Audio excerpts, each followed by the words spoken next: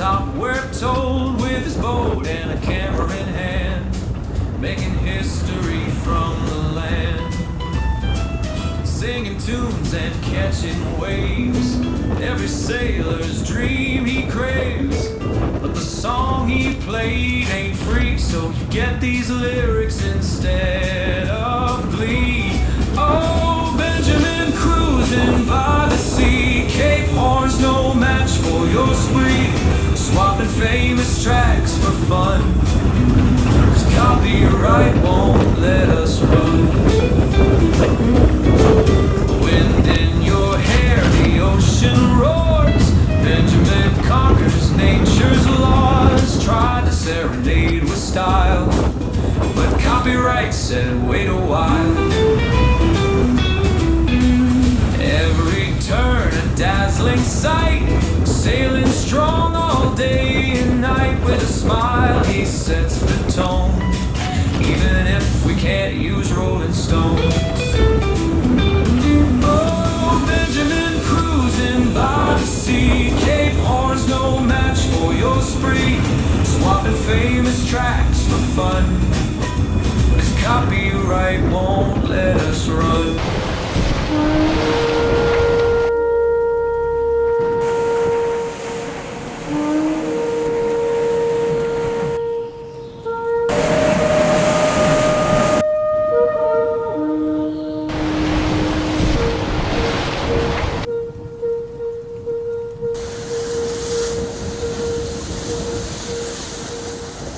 Hello Seawolves and welcome back to the show. Some amazing images shot by Benjamin Fair as he was passing the Cape yesterday, and as you can hear, unfortunately he was playing some great French, some of his favorite French songs on the little stereo there with some very copyrighted songs. So we had to improvise a little bit to still be able to use them, but I think it turned out pretty nice, right? AI songwriting is pretty cool.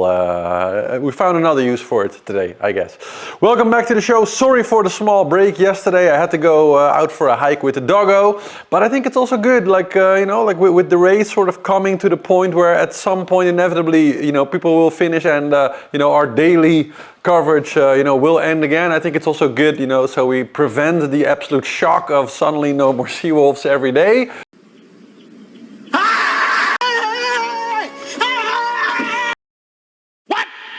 You know, for you junkies out there, so it's good to have a little pause so we can all acclimatize to the fact that one day, not too far in the distance, we won't be doing this every day anymore for at least a while. What do you mean? Probably till the ocean race in, I think, August next year. Nice. But anyways, good that you're all back. Wait for it. Here it comes. So I hope that you have something delicious back in your official Seawolf mug. Here we go. 3, 2, 1. Cheers, wolves. So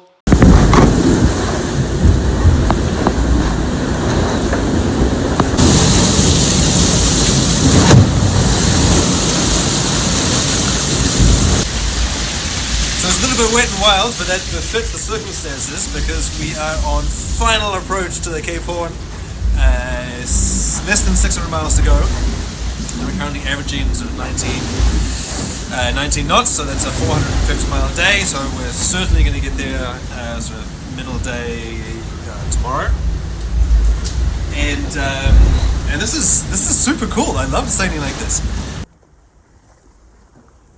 Check this out. These are the ends of the Andes. And this one here is Cape Horn. Haha! Almost made it. Almost made it. But look at this. Look at this. There's no wind. There's no wind at all. I kind of feel like this rock over here has got the world's best hype squad. That, oh yeah, bottom of the world, most ferocious, dangerous place to go sailing ever. Look at this. It's like expecting a bull mastiff and getting a chihuahua instead. No, but I mean, in all seriousness, not there yet, but it feels amazing to be here and seeing the the line of the mountains, the Andes behind me. Et voilà! Longitude of Cape Horn! Woohoo! And there she is, the big rock herself. Not much wind, but the rock is there. And then the lighthouse just over there. So there we go, my fourth and my most beautiful rounding of Cape Horn. About 3 miles away, and this is just magic. And so, how do you celebrate? Well, with champagne. And I was going to have this for New Year's, but I am not in control of whether the sun comes up or not. But I am in control of whether we got us to Cape Horn. So, here we go. Oh, not going to jump it. But there we go.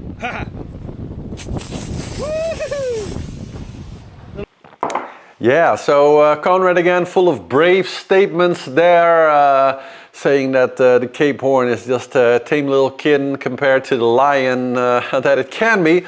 Actually, we have several sailors now literally holding back, of course, Violet, but also Armoured Boiseries, because basically there was on the outside a big low, but actually on the inside also. And so in case you went into the first low, then you can't avoid the second low, which is coming in about a day and a half. We'll get into that in the actual analysis, but yeah, quite interesting to see several people kind of holding back there. And also, by the way, Eric Bellion, who ran into some trouble. Well, we'll get into that actually in the update, and I think that's actually my first point today. Let me check here. Yeah, so freelance.com, Eric Bellion, as he was approaching the Cape under full speed, actually had a big problem. He was doing a check because his J2 sail, again that J2, wasn't quite doing what it was supposed to do, and he commented later that if he'd been like a few minutes later, he probably would have lost the J2 stay, which is a very important stay because it's also, except for the main front stay, the stay that keeps up the mast. So very important. He had some damage on the place where the J is actually attached to the front deck, and basically he made sort of like a temporary restructure with some ropes in order to get everything to stay in place. Took the J sail down and just slowed the boat down, and this was all happening as he was kind of going through that storm that they had yesterday as they were approaching the Cape. So quite a lot of trouble, because he was kind of nicer in the middle front of the whole daggerboard group basically there, and that's the reason why over the last 48 hours or so he fell back and he's kind of waiting. So just like Violet and on a Boiseries. It's also why, if you check the map here, you can see sort of all three of them. So it's Eric here, we have on a Boiseries and Violet. So all three of them like holding back, and now they have to actually hold for about 48 hours, so about 2 days. Let me show you why, if I access the roudages here. So you can see that first they had the strong system that kind of went before them. That already happened. But as they passed the Cape, there's this other very big low coming right past the Cape. And they want to avoid this, so the roudages are automatically putting them forward, but this is not going to happen. They're going to be much more further back, and they're going to literally avoid, so they're going to wait until this weather is true, and then they're going to pass the Cape. And so you can see that one is coming after here also. So they're actually going to be holding back in the position where they are now, and they're going to let both of those systems pass through before they actually went through, because Violet, as she said, just wanted to be a bit more. She also had some small damages on board and just made the choice to hold back a little bit.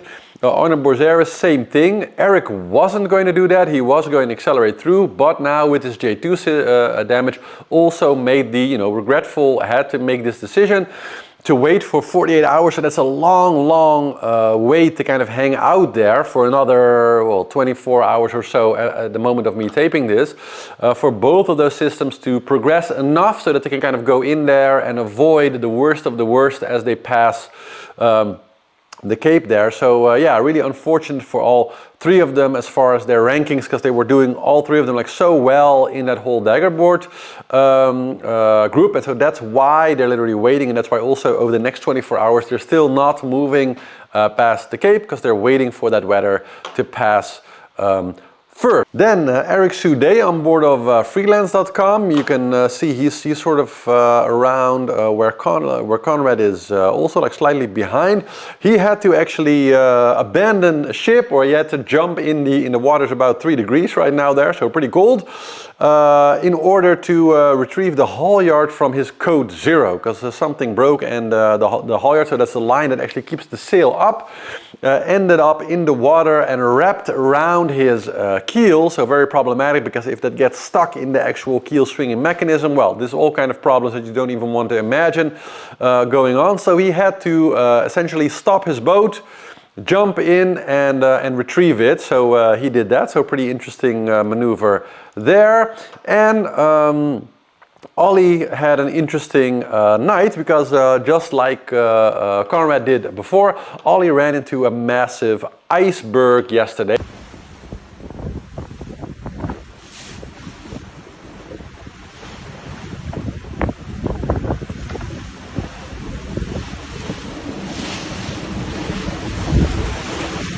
Hello everyone, it's Ollie on day 60 of the Vendeeglobe, and you don't believe it, it's sunset and I am just sailing past an iceberg. Quite scary, to be fair, but my radar did the job and it gave me an alarm. But yeah, pretty scary thought. That was, you know, downwind from him, so a real danger of there maybe being other smaller growler or boulder bits, and that also was communicated, of course, to the two skippers behind him, being Antoine Cornick and Jean-Jin Ju. So both of those are, you know, on the lookout, especially over the night tonight, because, you know, we know for sure that there is some ice, but that ice is actually more towards the north already of Ollie. So yeah, interesting technical sailing there, especially in the night. Of course, is a pretty scary thing to know that there just definitely is some ice around, because it's a one big piece, you know, they're obviously usually more. So they got the advice from the race head to go a bit more to the north, which they both did, kind of, you can see here on that last tag. So they're not super close to the ice line now, as maybe they wanted to be. Otherwise, for the course, it would be totally possible. But yeah, so that's also going on. And that's pretty much it for the updates before the technical analysis. So let's just get into that, because we really are approaching the last few days for the leaders, at least. All the way in the front, Charlie kept on to a nice lead there. He's about 145 miles ahead of Yoann at this moment. And it looks like, if we take the routages here, that, hello routages, yes, that he's still getting a pretty, like you can see, it actually stretches all the way onto the Bay of Biscay now, more or less. So that means we're about 4 days ahead. And if we actually run through this, we see that the whole Azores High just opening up exactly to let the two gents to still look like that's going to really materialize. So very lucky for both gents. And then they got strong winds here, kind of riding the kind of the lower end of this massive ridge here that's kind of moving as part of this like massive system that is kind of crashing, you know, into England and Iceland way up here in the north. But I kind of get to ride the tail of that. Pretty strong winds, you know, 20, 25 knots, pretty ideal. But on the back end, so sea states might be relatively okay for them, riding that all the way to the Bay of Biscay. And it looks for now that also towards the bay they'll have some pretty good, it's a bit more upwind, but still it's not like a no wind or an extreme storm situation, but just fairly good weather so far. So it could be a really fast screech towards France now for the two gents.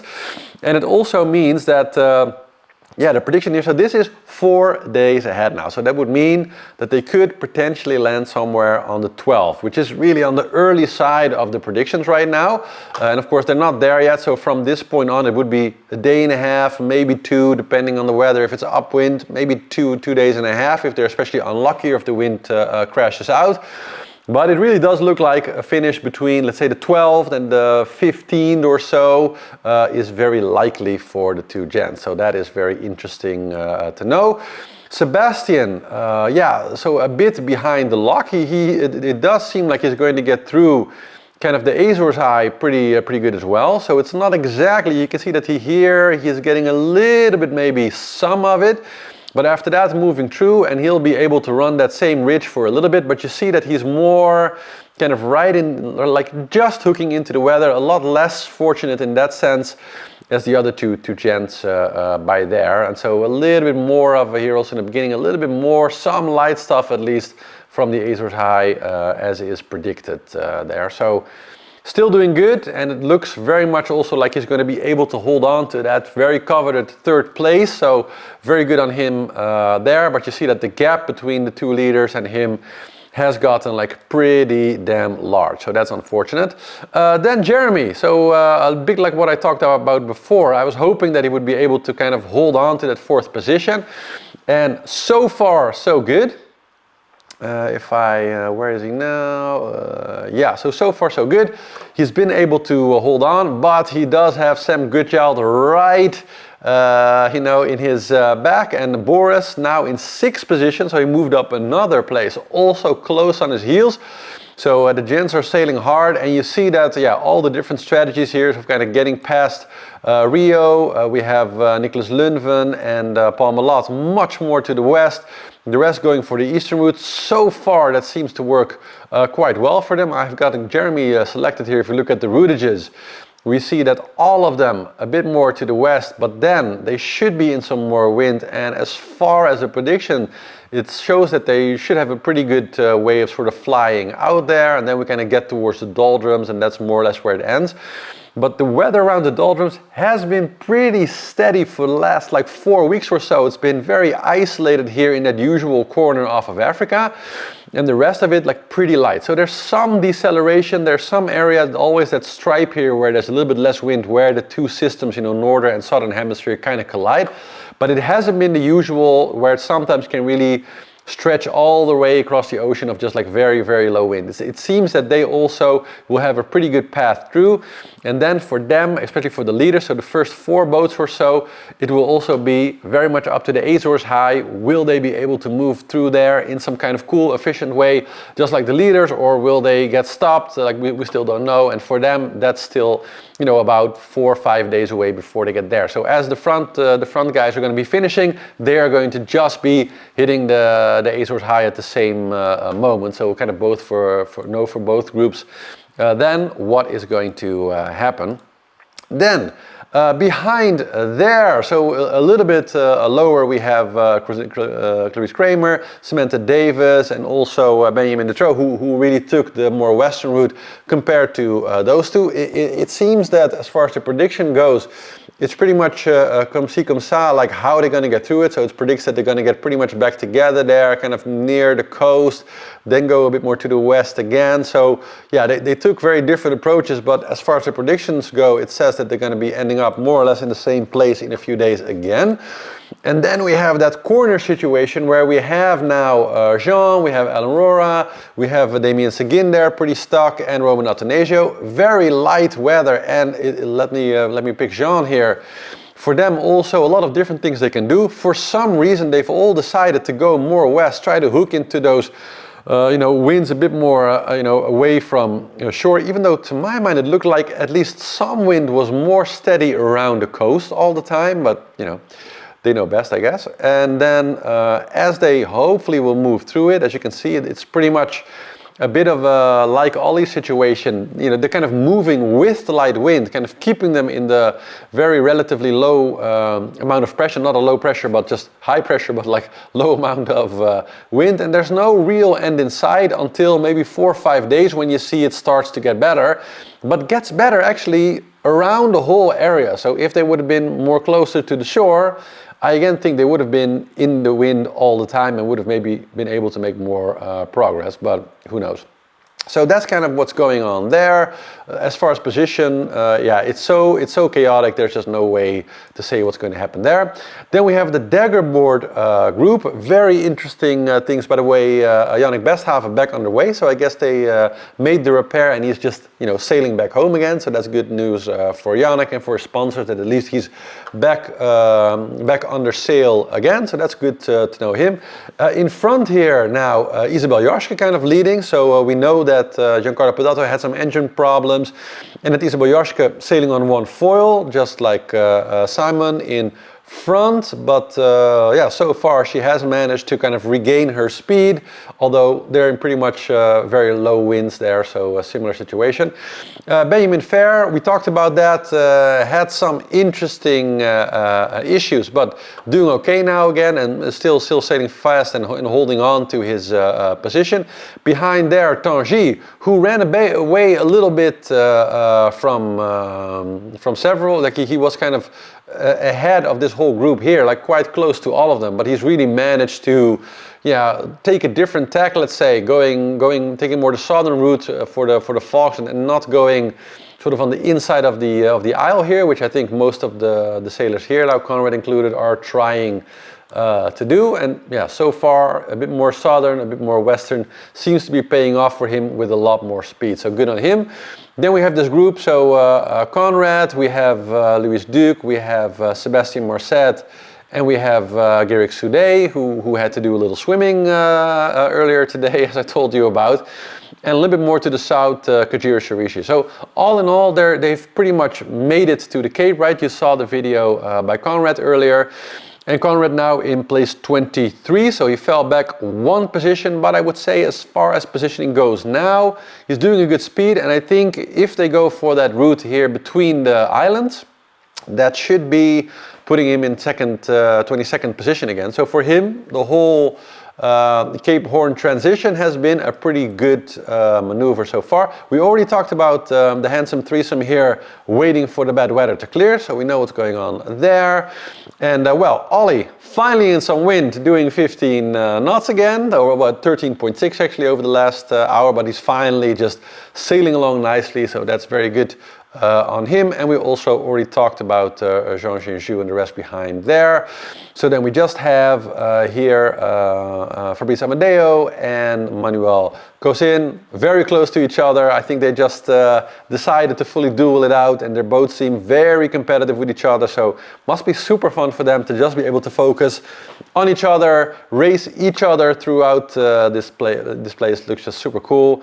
And all the way in the end we have, of course, Dennis von Weinberg on board the Letterer group, and it seems that his catch-up situation stalled now a little bit, and it's more about just staying on par. As far as wind, they look to be on par, so I don't think he'll be catching up a lot, but if he plays his card right, he's not going to be falling too far behind. If we look at like 2-3 days, we see some light winds for the gents ahead again, and he might get another chance to catch up, but so far every time it doesn't quite materialize, so I guess we have to wait for 4 days and see. And that's it for the update today. So I hope you enjoyed again. Make sure to please like and subscribe, and see you all in 24 hours. Ciao, ciao, wolves!